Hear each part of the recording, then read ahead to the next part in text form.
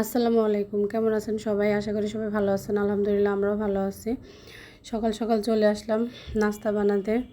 রুটি বানালাম, পরোটা বানালাম। তারপরে রাতে সবজি ভাজি করব, এগুলো কেটে নিলাম। কারণ সকালে একদম ঘুম থেকে উঠতেই পারি না। আমার কাছে সকালে ঘুম থেকে ওঠা মানে একটা শাস্তি মনে হয়। আমি রাতে অনেক কাজ এগিয়ে রাখি। তো এখানে সবজিটা ভাজি করব। এই যে এগুলো কালকে রাতেই কেটে নিলাম, যেহেতু সকাল সকাল উঠতে আমার খুবই বিরক্ত লাগে। তো আমরা নিজেরা বাসায় থাকলে তো আমি রুটি বানাই না, খুবই কম। একটা ডিম খেয়ে নিই বা চিয়া সিড খেয়ে নিই। আমার ছেলে তো নাস্তা করেই না। তো বাসায় কেউ থাকলে আসলে আমার কাছে এই জিনিসটাই বড় প্যারা মনে হয়, নাইলে আর কোনো সমস্যা না। মেহমান আমার কাছে খুবই ভালো লাগে।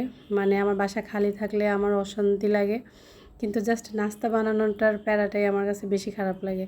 কিন্তু মাঝে মধ্যে হয় কি, বাইরে থেকে নিয়ে আসি। এই তো ভাজিটা হয়ে গেছে। তো সবাই উঠে রুটি ভাজি খেয়ে নিল, আর এখানে রান্নার প্রিপারেশন নিয়ে নিলাম। আজকে মুরগি আর আলু দিয়ে ঝোল রান্না করব। তো মুরগিটা কেটে নিলাম, কেটে ধুয়ে পরিষ্কার করে নিলাম। আর এখানে পেঁয়াজটা একটু ভাজা ভাজা করতেছি। গ্যাসের অবস্থা তো খুবই খারাপ, কারণ গ্যাস থাকেই না বললে চলে।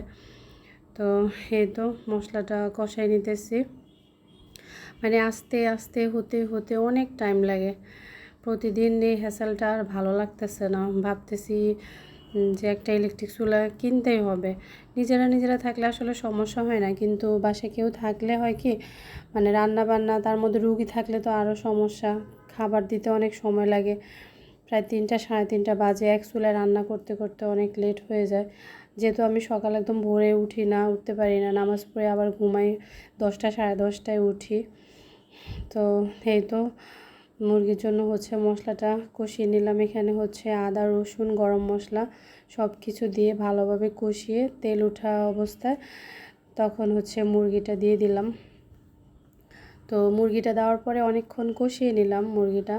আমি আস্তে আস্তে মুরগি রান্না করি, মুরগি মাংস যাই রান্না করি, একদম আস্তে আস্তে ঝোল একটু একটু দিয়ে কষিয়ে কষিয়ে তারপর রান্না করি। আমার কাছে ওটা মনে হয় যে অনেক খেতে অনেক ভালো লাগে, মজা লাগে খেতে।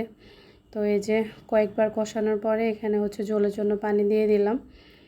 তো যখন ঝোলটা একটু মাখা মাখা হয়ে আসবে তখন এটা নামিয়ে ফেলবো। আর আম্মার তো আসলে মুখে কোনো কিছুই ভালো লাগে না খেতে। তবে আজকে সকালের ভাজিটা ওনার কাছে অনেক মজা লাগছে। অনেক দিন পরে একটা রুটি খেয়েছে ভাজি দিয়ে। তো আম্মার জন্য এখানে একটা বেগুন কেটে নিলাম, বেগুন ভর্তা করব।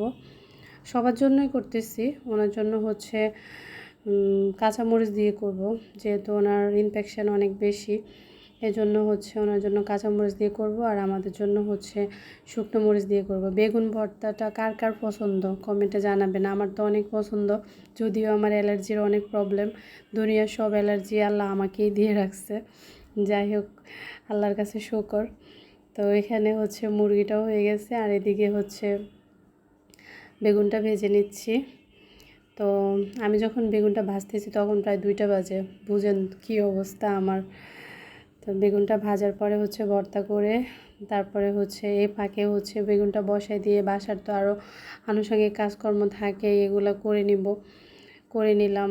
আজকে ঘরটা ভালোভাবে ক্লিন করলাম, যেহেতু বাসায় এখন আমরা অল্প কয়জন আছি। তো এই কয়দিন আসলে রান্না বান্না করতে করতে বাসা অনেক মেসি হয়ে গেছে। তো ভাবলাম যে আজকে একটু ডিপ ক্লিন করি। ঘরে অনেক মাকড়সার ঝুড় হয়েছে, এগুলো পরিষ্কার করলাম।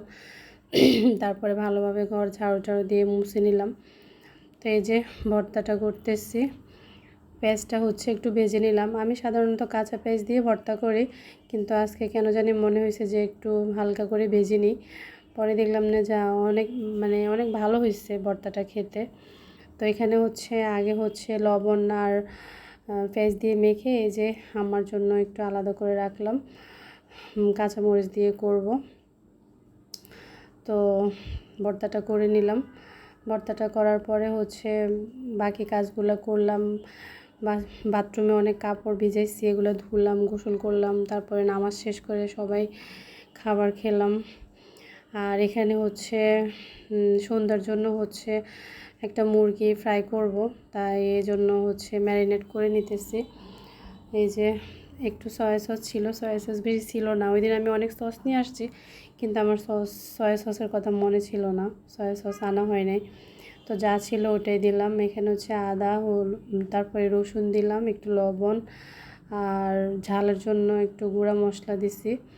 এখানে আসলে বেশিরভাগই চিকেন উইংসটাই ছিল, আর একটা বুকের অংশ ছিল, এটা দিয়ে দিলাম যেহেতু বাসায় মানুষ আছে।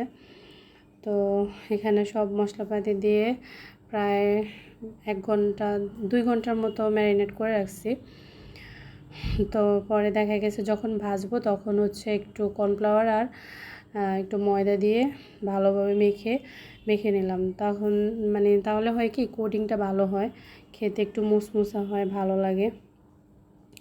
তো এই তো ভালোভাবে মেখে নিতেছি। মাখার পরে হচ্ছে কয়েকটা বেসে করে ভাজি করে নিব, যেহেতু অনেকগুলা মুরগি আছে, এই জন্য দেখা গেছে 2-3টা বেসে ভাজি করতে হয়েছে। তো আমার ছেলে এটা খেয়ে তো অনেক পিদা, যে আম্মু তুমি কোথায় থেকে রেসিপিটা দেখছো। আমার ছেলে তো জানেই না, আমার রেসিপি দেখতে হয় না।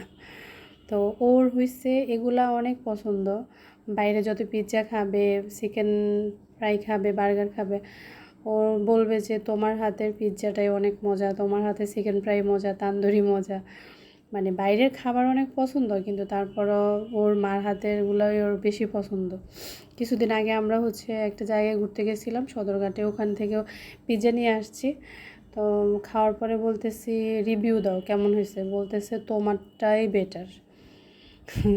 যাই হোক, সবার কাছে আসলে সবার মায়ের হাতের রান্না অনেক ভালো লাগে। তো এখানে হচ্ছে আমার চিকেনগুলো ভাজা হয়ে গেছে, আর হচ্ছে আমি soya sauce, chilli sauce, oyster sauce এগুলো দিয়ে তারপরে হচ্ছে একটু ভেজে নিব। তো ভিডিওটা ভালো লাগলে লাইক করবেন, কমেন্ট করবেন, শেয়ার করবেন, আর ফলো করবেন, বেশি বেশি করে শেয়ার দিবেন। সবাই ভালো থাকবেন, সুস্থ থাকবেন। আল্লাহ হাফেজ, আসসালামু আলাইকুম।